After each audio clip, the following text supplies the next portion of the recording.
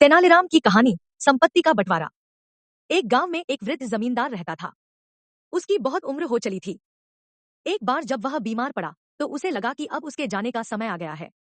उसके 3 पुत्र थे। उसने तीनों को अपने पास बुलवाया।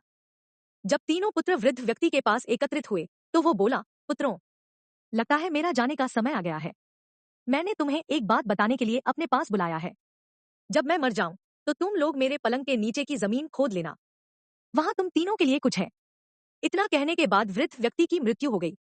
उसका अंतिम संस्कार करने के बाद तीनों पुत्रों ने उसके कहे अनुसार उसके पलंग के नीचे की जमीन की उदाई की। उदाई में उन्हें 3 कटोरे मिले जो एक के ऊपर एक रखे हुए थे। पहले कटोरे में मिट्टी थी, दूसरे में सूखा हुआ गाय का गोबर और तीसरे में तिनके रखे हुए थे। साथ ही उन्हें 10 सोने के सिक्के भी मिले। तीनों पुत्रों को 3 कटोरों और 10 सोने के सिक्कों की पहेली का अर्थ समझ नहीं आया, लेकिन उन्हें इतना अवश्य समझ आ गया कि ऐसा करने के पीछे उनके पिता का अवश्य कोई प्रयोजन रहा होगा।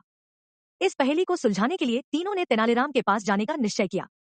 तेनालीराम के पास पहुंचकर उन्हें पूरी बात बताकर उन्होंने पूछा, चाचा, आप तो पिताजी के बहुत अच्छे मित्र थे।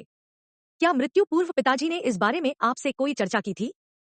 नहीं तो, तेनालीराम ने उत्तर दिया, किंतु तुम्हारे पिताजी पहेलियों के बहुत शौकीन थे, इसलिए शायद वे पहेली में अपनी बात कह गए हैं।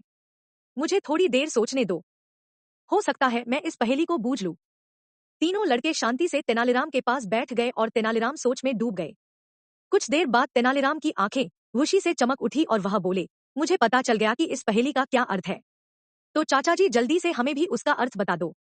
तीनों पुत्र बोले, तो सुनो, तेनालीराम कहने लगा, तीनों कटोरों के आकार को देखो। सबके आकार भिन्न है।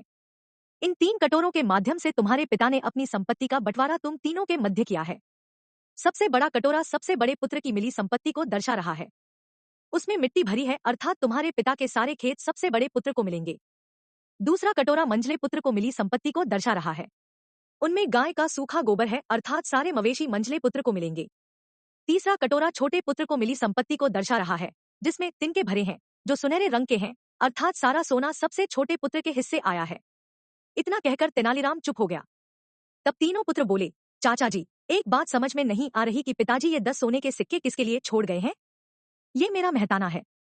तुम्हारे पिता कोई भी काम मुफ्त में नहीं करवाते थे।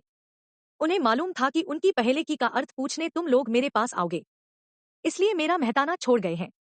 तेनालीराम ने उत्तर दिया। तीनों पुत्रों को अपने पिता की पहेली का उत्तर मिल चुका था। उन्होंने तेनालीराम को 10 सोने के सिक्के दिए और लौट गए।